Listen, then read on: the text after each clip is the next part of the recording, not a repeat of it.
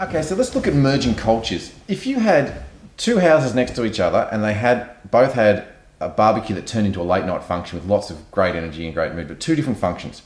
One was inside, one was out in the backyard. And someone said, hey, let's get these two parties to join together. And somebody ran through the back fence, opened the gate. You guys should come over here, you guys should come over here. Or they took down a fence. When those two parties come together, they rarely become more. Rarely. It's possible they rarely become more.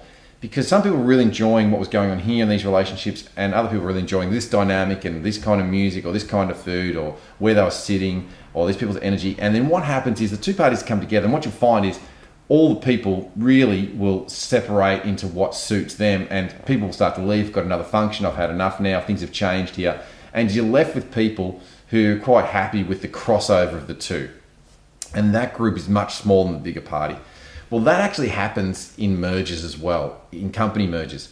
When two organizations come together, the research really is that after 5 years, they're worth less than they were when they joined. Most of the time, I think it's like 57% of the time. So what we get these two big companies, they look like two big entities. Wow, we're going to come together, going to this big party or this big entity.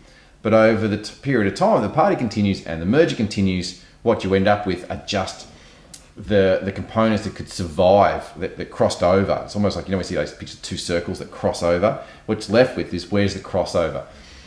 And that's largely because it wasn't facilitated to get the culture right, the dynamic right, the priorities right, and the same, and the like, so that we could have a bigger party. So if we wanted a great party to kick off, what would really have to happen is a little bit of discussion beforehand, but a few things would have to be in place so that those two parties could be shared. And for example, a simple one, if you put the bar in the middle of those two parties and people were going to the bar, what people are having is a little, hey, chat to so-and-so, say hello over there, and then we get a little bit of we progressively already have this thing shared, but we progressively get to see a few people and progressively get the culture where if the two groups did talk together, oh, I saw you over there before, you came over here, oh, this guy was ordering a beer with me, we've got something in common.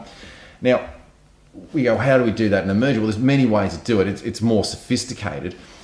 But once again, the merging of two cultures is possible. It's an art form, but if you don't get it right, your whole party dissolves. And do you think that the cool kids stay at the party if it's a bad party? No, the cool kids go to another party, and you're left with those people that think that they're cool, but they've had a bit much to drink and they're going to stay all night and they're quite obnoxious and the like, and in a company you get the same. Do you think the cool kids stay? You get a couple of core who are hosting it and they feel the responsibility, but really the cool kids leave.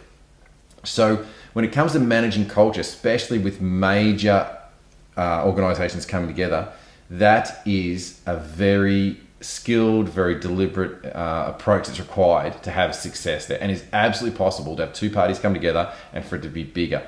But if it's not high on your radar, as high as the finance, as high as the systems that you're putting in place, as high as the marketing, the rebranding, it's just not going to happen. So, but it's essential, and it'll define your organization. And research easily proves that. Go find some stats. It's easily provable that most organizations, when they merge, drop down.